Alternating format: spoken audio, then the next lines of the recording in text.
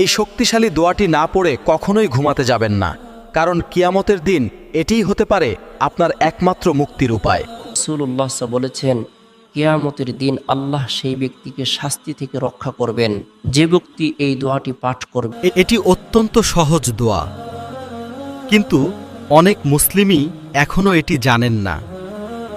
দোয়াটি শেয়ার করার আগে অন্তত একজন প্রিয় মানুষকে ভিডিওটি পাঠান, কারণ একটি দোয়া শেয়ার করাও হতে পারে বড় সওয়াব। রাসূল সাল্লাল্লাহু বলেছেন, আল্লাহ সেই ব্যক্তির চেহারা উজ্জ্বল করুন যে আমার কথা শুনে তা বোঝে এবং অন্যের কাছে পৌঁছে দেয়। এখন এই দোয়াটি পড়ুন এবং মুখস্থ করুন। আল্লাহুম্মা কিনি আযাবাকা ইয়াউমা তাবআতু ইবাদাকা।